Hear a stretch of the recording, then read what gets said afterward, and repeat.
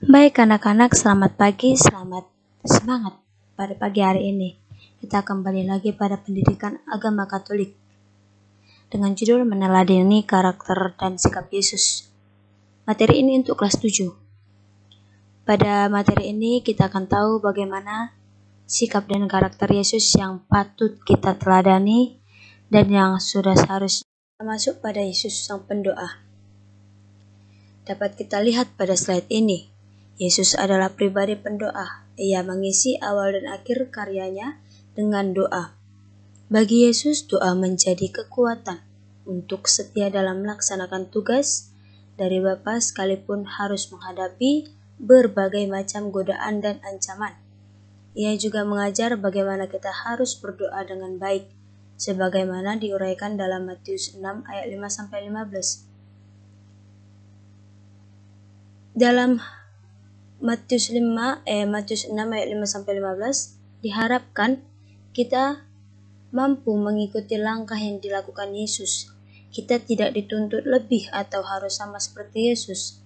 Hanya saja yang diinginkan Yesus ialah agar kita lebih rajin berdoa, dan ketika berdoa kita tidak muluk-muluk melainkan menyampaikan doa yang kita panjatkan dengan tulus hati dan kita imani juga. Seperti yang sudah Ibu jelaskan pada slide sebelumnya mengenai intisari dari Matius 6 ayat 5-15. Di sini kita dapat belajar dari Yesus sang pendoa yang seperti dijelaskannya pada ayat 5. Ia menginginkan, dan apabila kamu berdoa, janganlah berdoa seperti orang munafik. Mereka suka mengucapkan doanya dengan berdiri dalam rumah-rumah ibadat dan pada tikungan-tikungan jalan raya, supaya mereka dilihat orang. Namun aku berkata kepadamu, sesungguhnya mereka sudah mendapatkan upahnya. Dari ayat ini kita diminta agar tidak menjadi orang yang munafik. Jangan berdoa hanya ketika di depan orang saja, melainkan di belakang juga melakukan tindakan itu. Jangan hanya demi dipandang baik oleh orang lain, kita berdoa sampai dengan ke jalan-jalan raya, sampai berdiri paling depan ketika ibadat. Padahal setelah itu ketika di tempat lain kita tidak melakukan hal yang sama, tidak menunjukkan sikap yang diharapkan Yesus, sikap yang diminta Yesus pada ayat ini, seperti yang dijelaskannya juga pada ayat 6 ini. Tetapi jika engkau berdoa, masuklah ke dalam kamarmu, tutuplah pintu dan berdoalah kepada Bapamu yang ada di tempat tersembunyi. Maka Bapamu yang melihat yang tersembunyi akan membalasnya kepadamu. Jadi maksud Yesus ini, jangan kita berdoa di depan orang biar kita terlihat baik, tetapi cobalah berdoa, masuk ke dalam kamar, tutup pintu rapat-rapat, kita panjatkan apa yang ingin kita doakan. Hal itulah yang diinginkan Yesus, tidak perlu muluk-muluk, seperti yang dijelaskan juga pada ayat 7. Lagi pula dalam doamu itu janganlah kamu bertele-tele seperti kebiasaan orang-orang yang tidak mengenal Allah. Mereka menyangka bahwa karena banyaknya kata-kata doanya akan dikabulkan. Tidak. Dengan kamu bertele-tele, dengan kamu banyak mengeluarkan kata-kata dalam doamu, padahal sesungguhnya hal itu tidaklah kamu perlukan, hanya keinginan dagingmu. Hal itu tidak diperlukan. Yang Yesus perlukan, intisari dari doamu. Karena sebelum kamu berdoa, sebelum kamu ingin meminta sesuatu, Yesus sudah punya rencana untukmu. Yesus sudah punya hal yang akan diberikannya kepadamu. Yesus sudah tahu apa yang kamu butuhkan. Tanpa kamu memintanya pun Yesus akan memberikan apa yang kamu butuhkan. Bahkan tidak jarang ketika kamu meminta sesuatu, justru yang datang itu kebalikannya. Atau justru yang datang itu malah hal lain yang tidak yang kamu minta gitu. Karena Yesus tahu apa yang kamu butuhkan. Yesus tahu apa yang kamu perlukan saat ini. Mungkin Yesus akan mengabulkan doa-doamu yang kamu sampaikan padanya. Pasti akan mengabulkan, hanya saja Dia akan mengabulkannya untuk selanjutnya ketika kamu benar-benar butuh hal itu. Untuk saat ini Yesus sudah mempunyai hal yang akan diberikannya kepadamu yang benar-benar kamu butuhkan. Hal itulah yang dijelaskan pada ayat ini.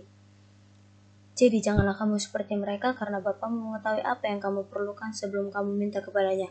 Ini diperjelas lagi pada ayat 8. Seperti yang Ibu katakan tadi, pada ayat ini semua menjelaskan bahwa kita berdoa hendaklah sesuai yang diperintahkan Yesus, yang diinginkan Yesus. Tidak perlu muluk-muluk, cukup dengan mengimani dan benar-benar ikhlas dalam berdoa, tidak menyombongkan diri ketika berdoa demi dilihat orang saja, tidak. Hal yang diminta Yesus dalam berdoa itu seperti doa Bapa kami. Begitulah isi doa yang merangkum semua hal yang kita butuhkan. Begitu. Lalu kita masuk ke dalam Yesus yang berbelas kasih. Pada slide ini kita dapat melihat gambar yang ada Ibu berikan di sini, Yesus yang berbelas kasih. Banyak warga masyarakat di sekitar Yesus yang hidup dalam kemiskinan. Menghadapi situasi tersebut, Yesus tidak pertama-tama menyalahkan pemerintah, tidak. Ia selalu tergerak hatinya untuk menolong siapapun yang dijumpainya atau yang datang kepadanya. Pada slide ini, Yesus menggambarkan bagaimana dia berbelas kasih kepada orang lain. Ia menolongnya, tidak langsung menuntut atau menyalahkan orang lain, tetapi dia bertindak secara langsung. Dia bertindak secara langsung dengan menolong siapapun itu. Hal itu dapat kita lihat pada Lukas 7 ayat 11-17, di mana tindakan Yesus yang berbelas kasih kepada janda, anak muda, dan para usungan lainnya. Pada ayat ini dijelaskan bagaimana Yesus bertindak, melakukan sesuatu dengan hatinya yang tergerak melihat kesusahan, hal yang dialami oleh para janda dan orang-orang muda yang lainnya yang dijumpainya di luar gerbang. Dalam ayat ini kita dapat melihat bagaimana belas kasih Yesus terhadap orang lain, terhadap umatnya juga. Kita dapat melihat pada contoh kehidupan nyata tentang berbelas kasih. Kalau kamu mencari data tentang kondisi sosial negara kita, maka sangat mengherankan bahwa angka kemiskinan makin bertambah. Kenyataan itu bisa kamu lihat dengan banyak pengemis gelandangan, anak-anak kecil yang mengamen atau membersihkan kaca mobil tersebar di jalanan, dan banyak orang mengalami kekurangan makan dan gizi.